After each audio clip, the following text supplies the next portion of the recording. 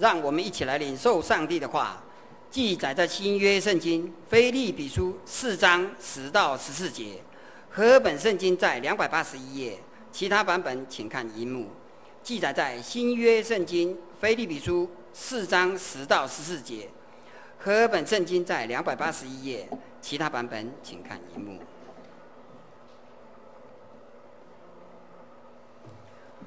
我靠主大大的喜乐，因为你们思念我的心，如今又发生。你们向来就思念我，只是没得机会。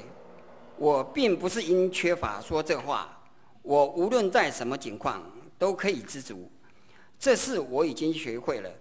我知道怎样处卑贱，也知道怎样处丰富，或饱足，或饥饿，或有余，或缺乏。随是随在，我都得了秘诀。我靠着那加给我力量的，凡事都能做。然而，你们和我同受患难，原是美事。以上，请本堂郑牧师来讲道。题目是福气临门新资源。题目是福气临门新资源。我们同心祷告。慈悲的阿爸父神，我们感谢你带领我们平安经过一个礼拜，更感谢在主日我们仍然有福气来敬拜你。恳求主你赏赐我们每个人就谦卑敬虔顺服的心，要来领受你的话语，也开我们的心眼，赏赐我们属灵的智慧，能够明了。特别今天是我们教会今年的第一个福音主日，我们更盼望透过这样的聚会，能够让未信者他能够听见主你的真理，主你的福音，要来拯救他。求主你柔软我们每个人的心。我们将今天的聚会交托仰望在神你的手中，祷告奉靠主耶稣基督的名求，阿们。大家平安。我们今天是我们教会的福音主日，我们定福音主日呢，就是要盼望能够在大家想要，我们教会对内是一个祷告教会，对外是一个宣教的教会。你如何去宣教呢？有可能我们觉得我们自己的口才不好，有可能我们觉得我们不知道怎么讲。那我们至少可以带他到我们教会来，所以我们教会就在今年里面呢定了6个主日，是当作福音主日。透过我们的福音里面，要告诉他们在生活上面所碰到的一些问题。所以这个第一个要告诉我们说，在我们的生活中间，我们是不是有下列的这些问题呢？第一个，你是不是觉得你有些资源不足呢？我想资源呢非常的广阔，它的定义很广，它包括说你的金钱也是。或是包括我们世界上所有大家一起共用的石油，或是我们甚至我们的时间等等，这些都是我们的资源，就是你可应用的东西，是不是你会常常觉得不足呢？好像我在生活中间，你常常就碰到的一些左边也少，右边也少，像这样子的问题嘛，或者是你有疾病的问题嘛？这疾病不是单单只有我们身体，我们知道我们每一个人全人就是一个身心灵，所以你的身体是不是有病痛在？或是你的心灵非常的缺乏，你非常的枯干，你常常受到很多的困扰，很多的这种捆绑在，是不是有这些问题呢？或者是你觉得你很消极的退缩呢？你没有办法在众人的面前，人家希望你要怎么样，要有积极的态度，但是你常常是一种非常消极的态度，退缩，跟别人就开始有一种隔阂在呢？或者是你自我的形象非常的低落，因为你的信心不足，你觉得你都比别人还不好，别人都比我还棒，然后我自己是什么都不行。你有这些问题存在吗？你是不是也有人际关系的支持不足呢？你觉得跟人的关系都不好，哪一个人哇，这个同学好棒哦，因为他的朋友交往都这么广，他都是受爱戴的，但是我却不行。你是不是有这方面问题呢？甚至你是不是有被莫名其妙的东西捆绑住了？也常常有一些罪恶感，还是有什么样子的困扰着你？晚上是不平安，没有办法睡得着呢？你是不是有这些问题呢？我相信我们在我们的生活中间，大概是离不开这6大项，是我们生活中间会碰到的问题。今天要告诉各位，神要在这些生活问题上来帮助，甚至来祝福在我们身上。我们今天所第一看的是资源不足的地方呢，我们要用新资源来告诉大家，你有足够的资源的，只是我们不知道而已。这是今天我们第一堂第二个呢，对疾病的问题，我们在4月3号的时候呢，我们要新生机，用这个讲题呢来解决我们疾病上的这些困扰。第三个呢，消极的退缩呢，我们在6月5号的时候呢，我们用新的态度，让你重新有一个新的态度，解决了你在消极退缩的这些问题。自我形态的低落呢，我们是在8月7号的时候，我们用新的形象，让你重新建立一个神创造每一个人都是独一无二的，所以他要让你知道你是宝贝，你是神眼中的宝贝。如果让你有一个新的形态出来，你就能够重新再让你的自我形态低落的部分呢，重新得到解决。人际关系的不足呢，我们有一个新人际，在10月2号的时候呢，我们要来讲这个题目。让你重新再来认识主耶稣在十字架的中间，他不只是成为神跟人之间的一个中保而已，他也成为人跟人之间的中保。我们透过主耶稣的话，你就能够有一个新的人际的关系。最后一个是被恶者的捆绑的时候呢，你要有一个新的心灵，将你的心灵交托在神的身上的时候呢，你就可以解决掉这些问题。在我们人生的问题中，我们常常会碰到这个问题。那今天又是我们的福音主日呢，我们希望就是说，透过这些在生活上问题呢，让第一次到教会的人能够重新的从信仰中间呢来了解到这些问题。今天我们第一个是资源的话，所以我们要问说，你如何在面对生活上有资源不足的问题呢？刚刚讲的这资源只是举例了一些而已。我相信每个人他自己的对资源的定义呢，他有更广阔的定义在。那你觉得这不足的时候，你是逃避它呢？你是忽视它呢，还是你去开发一个新的资源出来呢，来取代，或者是想尽办法去开发呢？或者是你把认清的我的需要跟我的想要把它分清楚了，才发现到说这个其实并只是一个想要而已，我可以放弃它。或者是你学习的另外一个，你学习知足呢？到底是怎样？你用什么姿态？你用什么方式去面对这些问题呢？今天我们要重新从圣经中间的一位人物，从保罗，我们一起来学习保罗他如何面对在资源不足的时候，他到底是如何去面对呢？我们今天所看的经节就是这个经节，我邀请我们大家一起来念一次。来，我靠主大大的喜乐，因为你们思念我的心，如今又发生，只是没有。我已经知足，这事我已经学会了。我知道怎样处卑贱，也知道怎样处丰富，或饱足，或饥饿，或有余，或缺乏，随是随在，我都得了秘诀。我靠着那加给我力量的，凡事都能做。然而你们和我同受患难，原是美事。今天的经节是保罗写给腓立比教会的。腓立比当初是在保罗他在土耳其这个位置的地方，他领受到一个马其顿的这呼声的时候，他就跨过爱琴海到欧洲的地方去。他第一个抵达的地方就是腓立比教，然后在那边建立一个教会。在那个教会中间，他必须要有一个很坚固的堡垒一样，就好像是他要往欧洲的地方去传福音的一个基地。从那样建立一个基地，有大量的这些会友在的时候，就给他很多支持，然后他就可以继续往欧洲的地方去传扬福音。那我们实际上，我们从腓立比书里面也看到，保罗写给腓立比教会的里面写的时候，确实他们的关系也非常的密切。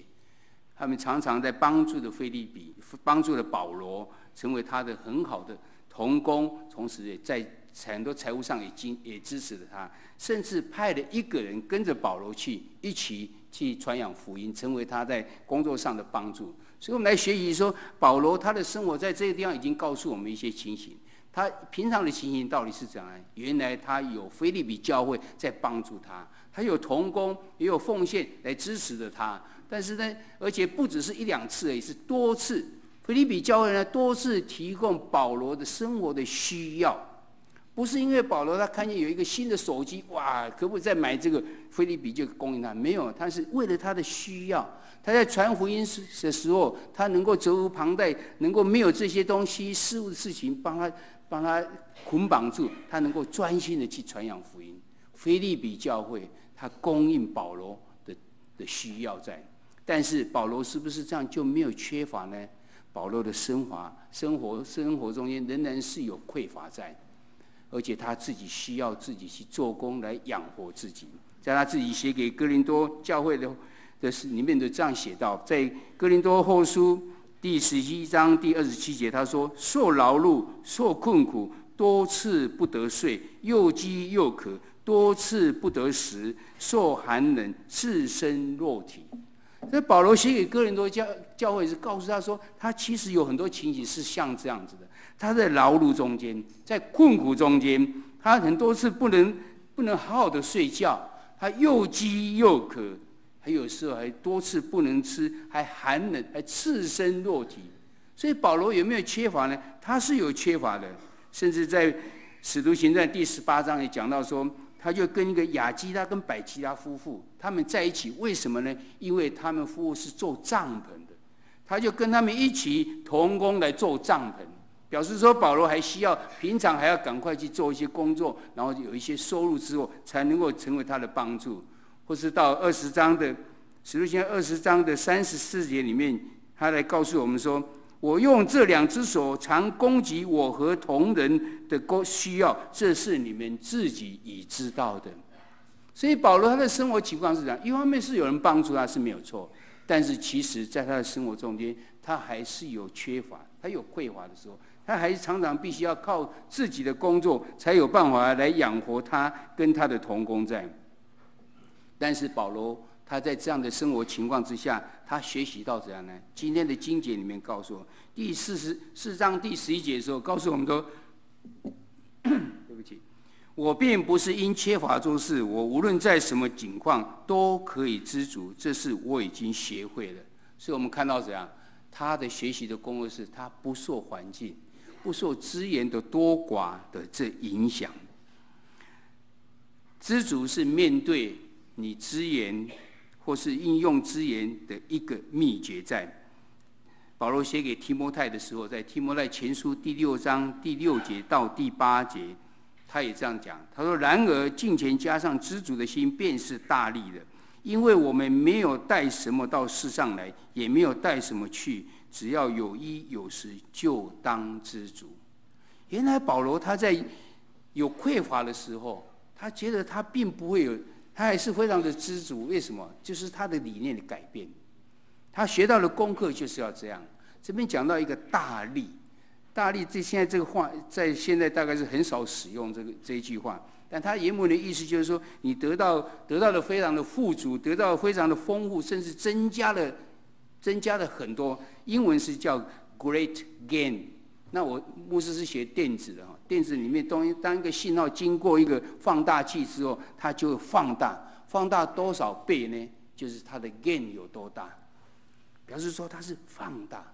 Great gain 就是非常大的增加出来，敬虔加上知足的心，便是大利的。你有很敬虔在神的面前是不错的，但是你有没有知足呢？不管处这个卑贱的地方，处丰富的地方，还是处这样的时候，你都非常的知足的时候，会让你的敬虔得到这样放大，好像是放大机一样，把它放大好几倍一样。这是保罗他所学习到，知足是他面对资源、应用资源的秘诀。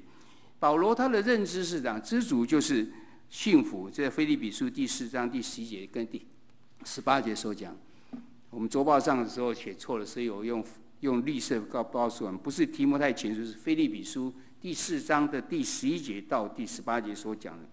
保罗他能够这样是这样，因为他善于分辨什么是需要，什么是想要。我相信有很多人有这方面的困扰，他把想要的当作是我一定要，我没有的话就不行。在保罗在这个提摩太前书第6章第8节到第10节，他这样说：只要有衣有食，就当知足。但那些想要发财的人，就陷于迷惑，落在网罗和许多无知有害的私欲里，叫人沉在败坏和灭亡中。贪财是万恶之根，有人贪恋钱财，就被引诱离了真道，用许多愁苦把自己刺透了。这边所看到的是保罗他写给他在灵性上的儿子提摩太所讲的一些话。保罗在这边已经告诉我们，牧师也把这个颜色用2种颜色，一种是绿色的，一种是黄色的。这代表了什么？原来有衣有食，这是我们需要的。我们要是没有衣服穿，我们要没有可以饭可以吃的时候，我们人就活不下去，这是一个需要的。但是其他呢？你想要发财，有一个无知有害的欲望，你贪恋这个钱财，其实这是一个想要，因为这个东西并不真正需要的。到底一个人的需要跟一个想要到底是怎样呢？我相信在我们很多会产生我们的困扰。我们在去年的时候，我们学的和平使者，让我们和好吧。里面我们讲到一个什么叫做偶像？什么叫做偶像？原来是因为我们的欲望产生的。我们起先有一个欲望，我们想要一个东西，越想越觉得说这个东西我没有不行，虽然它只是一个想要，你就开始变成想要，变成一定要，一定要又要不到怎么办？你就开始有论断。都是因为谁？因为怎样？因为怎样？因为怎样？所以就开始要报复了，就有这样又有攻击产生，那就是我们的偶像。原来我们要是不能把想要跟需要把它分得非常清楚的时候，我们不只是生活非常的困苦，我们不会知足，同时呢，我们会陷入偶像的这困境中间。保罗他非常清楚。他知道怎样将他的需要跟他的想要把它分开来，这是保罗学会的。那在他的生活中间，他到底实践的是怎么样呢？保罗学会的生活秘诀是什么？在哥林多前书第4章第11节到12节，还有帖撒罗尼迦这地方都告诉我们说，他已经学会过卑贱、饥饿跟缺乏的生活。哥林多前书第4章第11节，他这样12节他说：“直到如今，我们还是又饥又渴，又赤身裸体，又挨打，又没有一定的住处，并且劳苦，亲手做工，被人咒骂，我们就祝福；被人逼迫，我们就忍受。”这是保罗自己写给哥林多教会，告诉他怎样：我们到目前为止，我们仍然是又饥又渴，又赤身裸体。又挨打，又没有一定的住处，还要劳苦亲自做工。但是他接下来就怎样？被人咒骂，我们就祝福；被人逼迫，我们就忍受。原来他学会了在哪一种情况，在不好的情况之下，不管是卑贱的情况、饥饿的情况、缺乏的生活中间呢，他仍然能够怎样过得很好，因为他觉得他是受祝福了，他能够忍受的。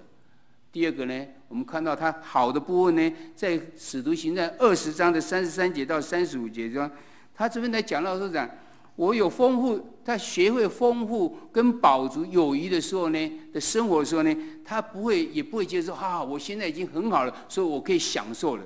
在这个经节里面告诉我们说，第35节告诉我凡事给你们做榜样，叫你们知道应当这样劳苦，扶助软弱的人，又当纪念主耶稣的话说：施比受更有福。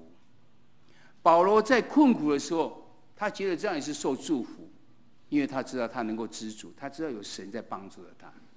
然后在丰富的时候呢，他不是因为这样我就可以开始享受了，他想到施比受更有福，所以我要去帮助别人，他也确实这样做了。保罗能够这样是为什么呢？原来保罗的秘诀就是靠着那加给我力量的，凡事都能做。这就是今天经节里面腓立比书第4章的第13节告诉我们的：我靠着那加给我力量的，凡事都能做。这加给我力量到底是谁呢？谁加给保罗力量呢？我们大家都非常清楚，那就是从神而来，只有神有这样子的能力。任何一个人加力量给保罗没有用的，短期间可以，经过一段时间就马上就无效了。只有从神来的力量，才有办法给保罗这样长久的下，在那种哀乐、又饥又渴、没有衣物穿、没有地方住的等等这种情形之下，又挨打情况下，他仍然都一路的走过来。为什么？只有神的力量可以来帮助了他。保罗不只是这样，他还把这件事情当作是一个美事。在第14节说：“然而你们和我同受患难，原是美事。”另外其他的翻译说，这是非常好的事情。为什么受患难是一个美事呢？这也是保罗他所学到生活中的这个秘诀。他的生活不一定都是很富足的，他生活也有像我们现在生活每一个人生活情况的时候，或是等到金融风暴，或是碰到一些物价一直涨的这种情形，有时候要饥饿又饥又渴的时候，没有衣物穿的时候，没有地方住的时候，受挨打，有这么多的困境中，他为何仍然看为它是一个美事呢？他说 "It is good"， 这是好的。为什么是好的呢？原来他深知道他人的软弱，在这些困境中，他看到人的软弱，看到人的制度的缺失，所以他知道他的软弱、他的不足、他的有限，所以他需要有一个神能够来帮助他，他需要有同工能够来帮助他，他需要别人的帮助。他知道我不是那样子的厉害的，我需要别人的帮助。我相信我们每个人都有同样的这种经验在。当你在生活中你碰到困境的时候，你觉得我需要有人帮助，要是没有人帮助你，你就会非常的沮丧。为什么？为什么没有人愿意帮助我？为什么这些困难会临到我的身上来？那是一个坏事，不是美事。保罗敢说它是一个美事，就是因为怎样？靠着那加给我力量，我凡事都能做，还加上有腓立比教会的同工在帮助着他。所以他在这告诉我们说，虽受患难，但也是要美事，把它当成是一个美好的事情，因为神会帮助我们，因为同工会帮助我们，以致你同承担患难的时候，更是一个美事。美事里面包括彼此能够关心，彼此能够帮助，实质的帮助，包括还有我们彼此能够关心，我们能够为他代祷。这是多么美好的事情！你觉得你在世上，上礼拜我们才讲到说，要是一个人是孤单的时候，数据告诉我们，他生病或是死亡或是怎样等等情形，都比正常的大出好几倍出来。原来我们有这些肢体跟我们同承担患难、贫穷的时候呢，是一个美好事，因为彼此可以关心，彼此可以鼓励，彼此可以来相扶持。同样信仰的人更是一个美事，因为我们同样可以经历到神对我们的帮助是什么。这关键在什么地方？就是因为靠着那加给我的力量，凡事都能做。我们看保罗，从前的保罗跟现在的保罗是怎样？从前的保罗，他没有真正的认识神，有可能有些人误解掉，他说他根本不认识神。不，他非常的认识神，他是法利赛人中间的法利赛人。表示说他对这个律法学得非常熟，对摩西五经他非常的熟，他知道那一个创造宇宙万物的神，我们要敬畏他，他是大而可畏的神。但是他不明白，被钉十字架的耶稣为何是弥赛亚呢？要是神的爱子，是神派来的救世主，是一个弥赛亚，他怎么会被钉十字架呢？而且当初的十字架还是所有的罪犯里面最严重的一个罪犯的一种刑罚。一个上帝要派来的救世主，怎么会是这样子呢？他认识神，但是不是真正的认识神。神在旧约中间告诉百姓们说，他要有一个弥赛亚来救他们。耶稣就是，但是他不认识，所以他就向祭司们领命去抓基督徒，抓了基督徒之后，交给这些犹太人的公会里面，就将他们关在监狱里面。甚至我们看在这个1世纪的时候，讲那时候故事的这些影片，不管是《暴君焚城录》啦、什么十诫啦，那时候那些古装的那些片子，你都可以看到，基督徒会被抓去丢在尸坑里面，让狮子咬，丢在竞技场里面被人家杀。受到很多的破坏。保罗做的事情就是这样，抓这些人去交给他们去受刑罚。但有一次他要去抓基督徒的时候，他被神的光显照了他，一个大光照在他脸上，他看不清楚，从马上就跌下来了，从他的骑马上跌下来了，开始看不见了。他说：“谁呀？这到底是谁？”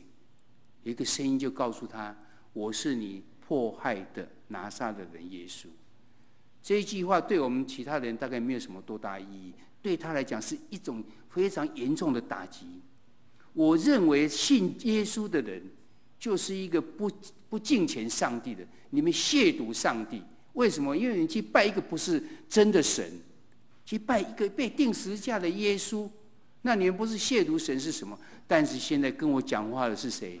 就是他认为已经死掉的那一位耶稣。所以这样来看的话，那个耶稣应该是神，而不是人，对他是一个非常大的冲击。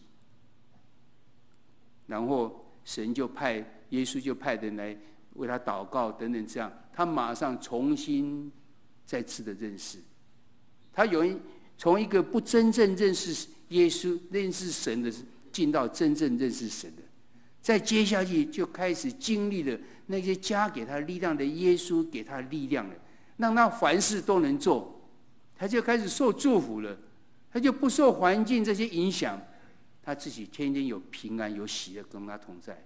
刚刚讲的一些他的困境他的缺乏，对他来讲那只不过是肉体上而已，我的心灵是平安的，是喜乐的，因为有主跟我同在，让我能够来赢过这一些。所以让我们看到，其实在我们生活中间，我们会碰到很多的不足的地方，我们有很多缺乏，就像保罗一样，他有这么多的缺乏，他怎么胜过呢？我们来看一下结论所要告诉我们的资源有很多的特色在。第一个是它是有限度的，所以像我们的石油，像我们的钱，我们所领的薪水就是这个样子，它是有限的。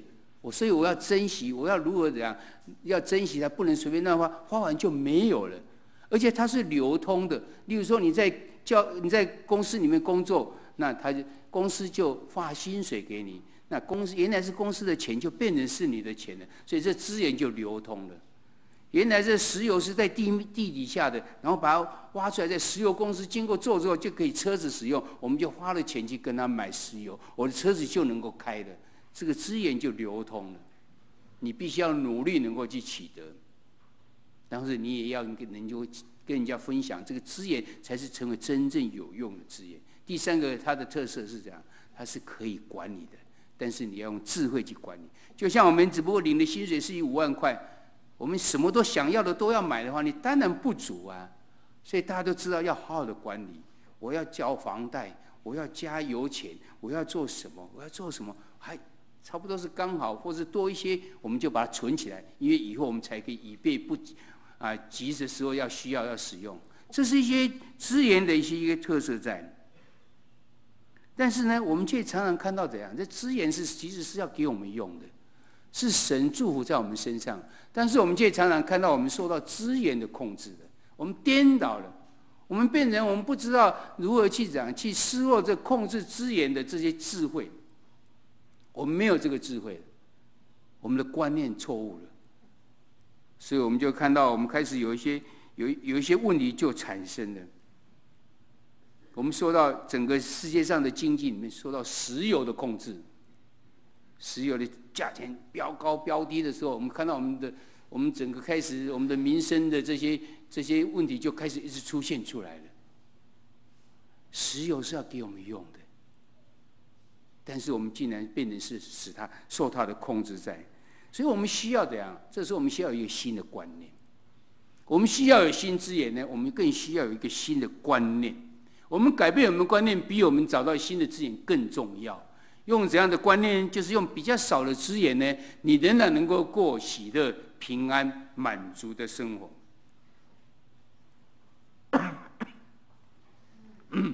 富士德他又写了一本书叫《属灵的礼赞》。对不起，《属灵的礼赞》里面提到要过简朴生活。他说，其实我们所需要的神都已经赏赐给我们了，其他都是我们想要的，这都是多余的。你要有一个属灵的时候，你不应该受这些的束缚在，你更应该专心在属神的事情身上。所以你要是过一个简朴生活的话，你更容易进到属灵的这境界里面去。我记得我还是长老的时候，我们就上了这个课，那觉得这个课蛮好的，所以我们就想说，我们来一起呼召过一个简朴生活好不好？大家想一想，都是觉得很为难。我们都过一天就好了。一天就大概勉强吧，但怎么过呢？我们去找资料。那时候在花莲的地方有一个地方，他在提供让人家过简朴生活。先进去了解一下他资料，哇！里面告诉我们说，一天只发1张卫生纸，然后给你1盆水，然后没有电，其他什么都没有，你自己要想办法，怎么活啊？在我们现在的社会里面，我们现在的生活里面，要进到那样子，似乎太突然，这陡峭了一点，所以后来提议大家讲一讲说，我看我们还是不要吧，不然我们就会失败了。不过这重新告诉我们就是这样，确实你要是说受到我们现在社会、现在科技的进步之后，我们开始有很多的束缚在我们身上，我们离不开我们现在生活所有的。你觉得今天没有电会怎么样？太不方便，手机也不能打，什么电视也不能看，什么煮饭也要自己用，要烧火去煮，开始一大堆的不顺出来了。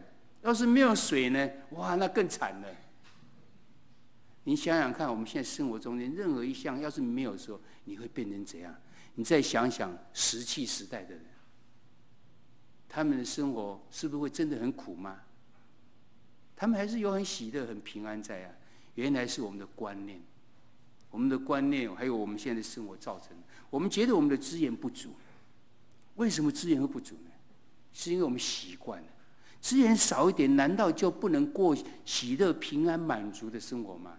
可以，我们应该改变。你要是不行的时候，今天的经节告诉我们怎样？靠着那加给我力量的，我凡事都能。这个新的观念里面呢，用2句话来讲，简单是幸福，知足就常乐。我们能够过这样子的生活吗？你在以后你再碰到一个困境，你再想想，这是你需要的吗？还是你想要的？我能不能不用没有它的时候，我仍然能够过得很好呢？简单是幸福，知足就常乐。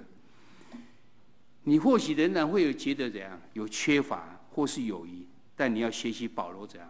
靠着那加给我力量的，凡事都能做。我们重要的导师要分辨说，什么东西是不可少的，以及我应该用在什么地方。将我们有限的资源呢，用在正确的地方，你就突然感觉到我的资源丰富了。我们有一位会友，他要受洗的时候，我们就跟他勉励中间提到，就是说，你看现在受洗之后，你开始应该有10亿的奉献。他有一点为难，他说：“我现在的钱就已经不够用了，怎么再来10亿的奉献呢？”我们就勉励他，我说：“你即将这摆在祷告中间，然后你就开始思想一下，你的钱用到什么地方去？至少还要留10亿给神。”我们没有多久之后，我们就听他做一个见证。他说：“以前他所领的钱，他根本不够用，他想到什么就买什么。”他想到说他应该要10亿奉献之后呢，突然经过1-2个月之后，他发现他有存钱呢。不是他的收入增多了，而是他开始知道说我的钱应该用在怎样，用在正确的地方。我先将给神的先用，这是给神的。其他我已经比较少了，所以我要好好的用。他开始有这种有概念出来的，我怎样用少的资源。做到这样，还是过得非常平安、喜乐、满足的生活。原来是我们的观念常常让我们想错了，让我们做错事情。就像保罗一样，保罗他知道靠自己是不能的，靠神凡事都能。那你也能够享受这样子的祝福，也享受这样子的应许。只要你愿意来认识，还信靠耶稣的话，让他来帮助你，赦免你的罪，做你的救主。再加给你力量，让你凡事都能。我们看今天我们所学到的这个保罗，他的一些我们今天所讲的这些里面呢，其实跟我们迦南文化今年在推的迦南文化非常的靠近。他知道他所碰到这些问题，他有一个主在掌握着他，他只要将他真的他有缺乏的时候就有缺乏，他有余有丰富的时候他就有丰富，他跟他的这些会有分享就是这样。但是我靠主怎样，我就有力量。他把他的真诚表现出来，然后他的感恩，他为此而感恩，有衣有食就知足了。他甚至等到他可以的时候，他说施比受更有福，所以他就做了给予。然后他跟腓立比教会建立一个很美好关系之后，常常就来帮助着他，他常常保持着一个和睦的，跟人有一个和睦的关系在。他的观念得到改变，是一个创新。我们迦南文化在今年在推的是真敢给、和睦、创新、真诚、感恩、给予、和睦、创新。其实你要是一个有坚定信仰的人，你在你的生活中常常就能够表现出像这个样子。保罗所表现出来给我们就是像这样。今天我们要在福音灵门里面第一堂告诉我们之言，就是福气一定会到每个人身上，只要你找对了神。你要是找错了神的话，就像你认错了父一样，当然你不会受祝福啊。你要是找对了神，你就会受到祝福。我们的问题思考，今天这个礼拜中间我们有小组问题思考，告诉我们说，你认为你的生活怎样才能简单一些，但是幸福却不缺少呢？你认为你的生活怎样才能简单一些，但是幸福却不缺少呢？回去好好的想就知道，因为跟第二题有关系。请举例分明什么是我需要，什么是我想要，以及如何能够克服我想要的欲望。当你能够克服的时候，你就进到第一点去了。你的生活能够简单，但是你的幸福却不减少。真正掌握在我们手上的资源呢，就是信靠神，让你凡事都能，而不是想办法去得到那些更多的物质。你愿意来享受这个观念所带来的福气吗？愿神祝福在我们每一个人身上，有一个资源是无限的。虽然刚刚我们讲资源都是有限，有一个资源是无限的，就是神。神的祝福是无限的。盼望你在你的生活中间碰到资源不足的时候，你不要忘了有一个无限的资源可以帮助你，就是来信靠主。我们同心来祷告。慈悲的阿爸父神，我们感谢你在今天我们透过福音主日的第一讲，知道福气要临到我们身上。只要我们信靠了你，我们就可以支起那无限的资源在我们身上。我们为此献上满心的感恩，祈求神来帮助我们，让我们能够认识你，让我们能够依靠你，让我们能够靠着你加给我们力量，凡事我都能。在任何情况之下，我都能够过着一个平安、喜乐、满足的生活。我们为了有这样的允许、这样的祝福，献上满心的感恩。这时候，我们要同心用主祷文来祷告说：我们在天上的父，愿人都尊你的名为圣，愿你的国降临，愿你的旨意行在地上，如同行在天上。我们日用的饮食，今日赐给我们，免我们的债，如同我们免了人的债，不叫我们遇见试探，教我们脱离。因为国度、权柄、荣耀，全是你的，直到永远。阿们。